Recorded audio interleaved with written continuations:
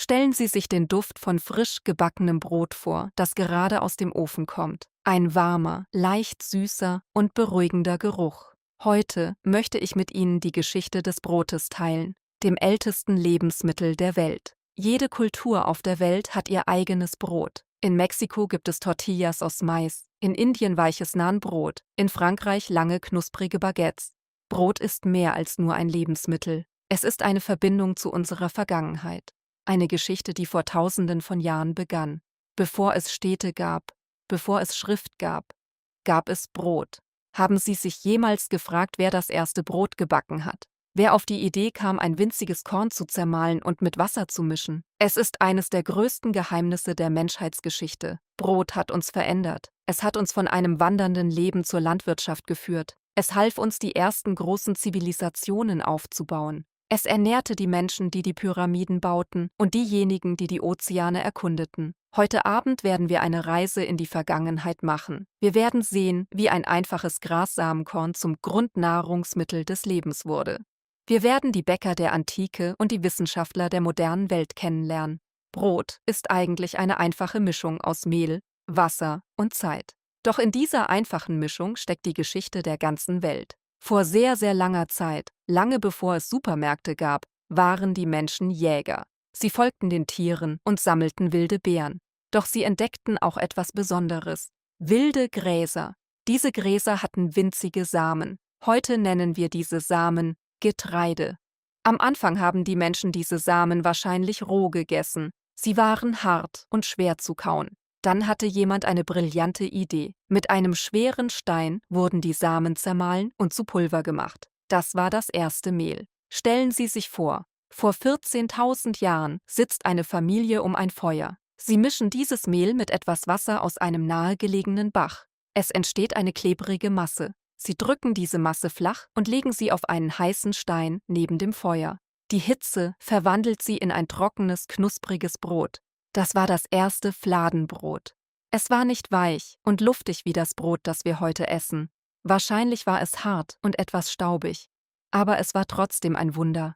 Es war ein Lebensmittel, das man mitnehmen und aufbewahren konnte. Und das veränderte alles. Die Menschen mussten nicht mehr jeden Tag den Tieren folgen. Wenn sie Getreide und Steine hatten, hatten sie eine Mahlzeit. Archäologen haben in alten Lagerplätzen die Krümel dieser ersten Mahlzeiten gefunden. Diese winzigen Krümel sind eigentlich die ältesten Rezepte der Welt. Das war die Geburt des Backens. Jetzt reisen wir ins alte Ägypten. Die Sonne brennt und der Nil fließt. Die Ägypter liebten Brot so sehr, dass man sie oft Brotesser nannte. Lange Zeit war ihr Brot flach, genau wie in der Steinzeit. Doch dann geschah ein magischer Zufall. Der Legende nach vergaß ein Bäcker eine Schüssel Teig in der Sonne. Während der Bäcker weg war, landeten winzige, unsichtbare Lebewesen auf dem Teig. Wir nennen diese kleinen Lebewesen Hefe. Der Teig begann zu wachsen und zu blubbern. Der Bäcker warf ihn nicht weg. Er schob ihn trotzdem in den Ofen. Und etwas Erstaunliches geschah. Das Brot blieb nicht flach. Es ging auf und wurde weich und luftig. Das war die Geburt des gesäuerten Brotes. Das war wirklich eine Revolution. Brot war nicht länger ein harter Keks, sondern etwas Weiches und Leckeres. Die Ägypter wurden Meister in diesem Handwerk. Sie stellten mehr als 50 verschiedene Brotformen her. Sogar die Arbeiter, die die Pyramiden bauten, wurden mit Brot bezahlt. Brot wurde sogar in die Gräber der Könige gelegt. Man glaubte, dass sie im Jenseits Hunger bekommen könnten. Für die Ägypter war Brot ein Geschenk der Götter. Denken Sie das nächste Mal daran, wenn Sie ein Brot im Ofen aufgehen sehen. Es ist dieselbe magische Hefe, die die Ägypter vor Tausenden von Jahren zufällig entdeckten. Je mehr die Welt wuchs, desto größer wurde auch die Liebe zum Brot. Die alten Griechen machten das Brotbacken zu einer Kunst. Sie eröffneten die ersten öffentlichen Bäckereien. In Griechenland konnte man beim Spazieren durch die Straßen die Düfte verschiedener Brote riechen. Einige waren mit Honig, einige mit Milch und einige mit Öl gemacht. Sie waren sehr stolz auf ihr Handwerk. Dann kamen die Römer. Die Römer waren Meister der Organisation. Sie wussten, dass Menschen unzufrieden werden, wenn sie hungrig sind. Deshalb verteilte der Staat kostenlos Getreide an die Armen. Das nannten sie Brot und Spiele. Wenn die Menschen satt waren und Unterhaltung hatten, blieb das Reich ruhig. Die Römer verbesserten auch das Mahlen von Getreide. Sie bauten große Mühlen, die von Tieren angetrieben wurden. So konnten sie viel mehr Mehl herstellen, als ein Mensch von Hand schaffen konnte. In der Stadt Pompeji fanden Archäologen Öfen, in denen noch Brote lagen. Sie sind 2000 Jahre alt. Die Brote waren verbrannt, aber man kann noch immer das Zeichen des Bäckers darauf erkennen. In Rom war der Beruf des Bäckers sehr wichtig. Sie hatten sogar eigene Zünfte, Vereinigungen. Beim Regulieren der Ofentemperatur waren sie fast wie die Wissenschaftler ihrer Zeit. Für die Römer war Brot das Herz der Stadt. Es hielt die Soldaten stark und die Bürger satt. Es war der Treibstoff, der das größte Imperium der Welt am Leben hielt. Im mittelalterlichen Europa war das Leben ganz anders. Die meisten Menschen lebten in kleinen Dörfern und arbeiteten auf dem Land. Für sie war Brot fast die einzige Nahrung. Deshalb nannte man es den Stab des Lebens. Aber nicht jeder aß dasselbe Brot. Das Brot, das man aß, zeigte, wie reich man war. Reiche Menschen aßen weißes Brot aus Weizen.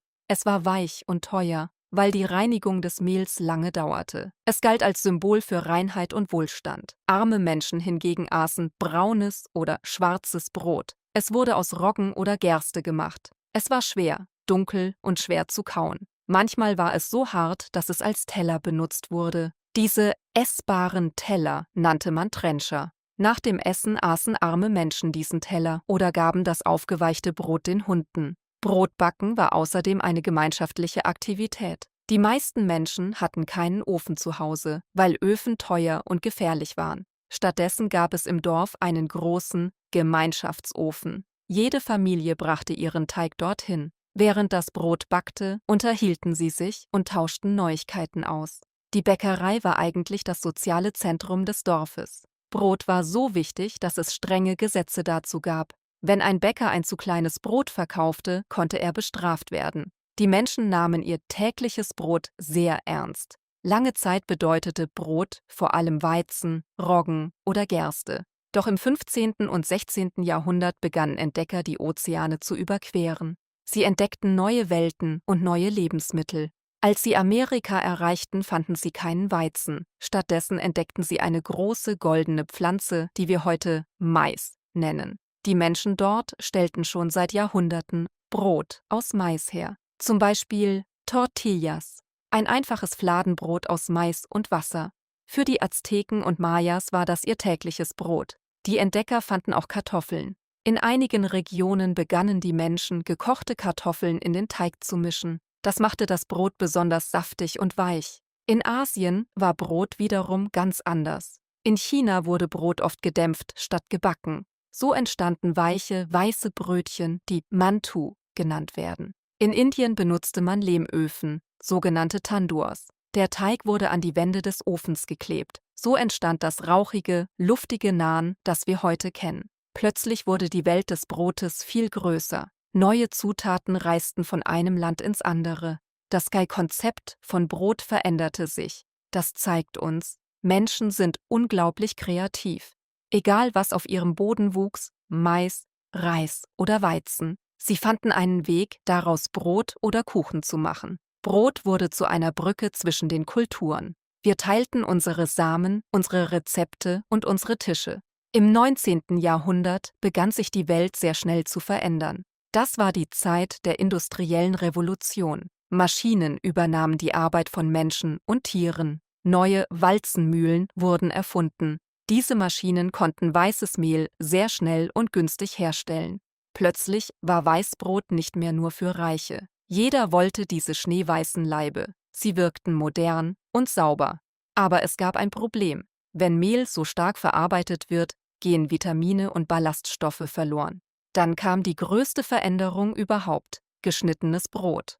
1928 erfand ein Mann namens Otto Rohwedder eine Maschine, die ein ganzes Brot auf einmal in Scheiben schneiden konnte.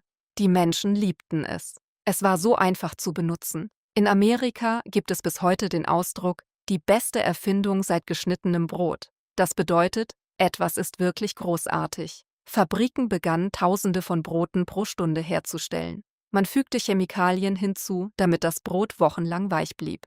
Brot wurde standardisiert. Jeder Laib sah gleich aus. Mit der Zeit vergaßen die Menschen die alten Methoden, die Dorföfen, den Duft von lange gereiftem Teig. Brot wurde zu einem Produkt im Regal, in Plastik. Ja, es war praktisch. Ja, es war günstig. Aber irgendetwas fehlte. Die Seele des Brotes, diese einzigartigen Aromen und die knusprige Kruste begann langsam zu verschwinden. Gegen Ende des 20. Jahrhunderts begannen einige Menschen, das echte Brot zu vermissen. Sie hatten genug von dem weichen, geschmacklosen Brot aus den Supermärkten. Sie wollten die alten Aromen zurück.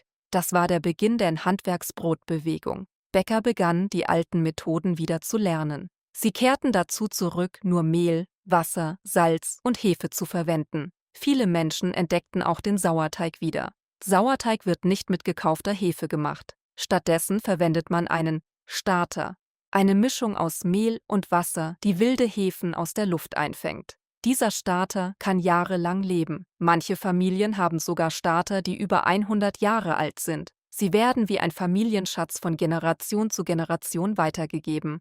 Heute findet man in fast jeder Stadt kleine Bäckereien. Diese handwerklichen Bäcker lassen sich Zeit. Sie geben dem Teig Stunden oder sogar Tage, um den besten Geschmack zu entwickeln. Wir feiern heute auch Brote aus aller Welt mehr denn je. Wir essen Focaccia aus Italien, Fladenbrot aus dem Nahen Osten und Roggenbrot aus Skandinavien. Wir haben gelernt, schneller bedeutet nicht immer besser. Manchmal brauchen die besten Dinge im Leben einfach Geduld. Ein knuspriger Sauerteigleib erinnert uns daran, langsamer zu werden. Wir kehren zu unseren Wurzeln zurück. Wir greifen wieder auf die einfachen Methoden zurück, die schon die Bäcker der Steinzeit und die Ägypter nutzten. Wir erinnern uns daran, dass Brot eigentlich ein lebendiges Produkt ist. Wir haben einen langen Weg zurückgelegt, nicht wahr? Von staubigen Lagerplätzen vor 14.000 Jahren bis zu den modernen Handwerksbäckereien von heute. Brot war auf jedem Schritt dieser Reise bei uns. Brot ist ein Symbol des Friedens. Wenn wir mit jemandem Brot brechen, teilen wir nicht nur Essen, wir teilen auch Freundschaft. Brot ist auch ein Symbol des Lebens. In vielen Sprachen bedeutet das Wort Brot auch Geld oder Arbeit. Es ist das, was wir zum Überleben brauchen.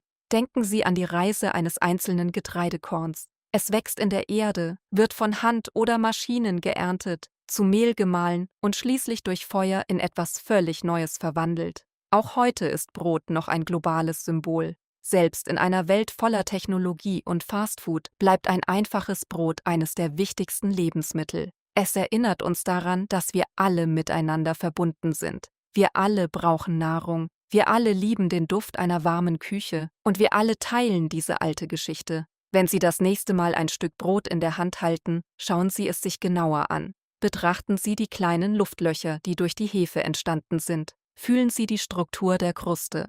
Wenn Ihnen mein Video gefallen hat und Sie mich unterstützen möchten, vergessen Sie nicht zu liken, zu kommentieren und den Kanal zu abonnieren. Ich wünsche Ihnen allen gesunde und glückliche Tage.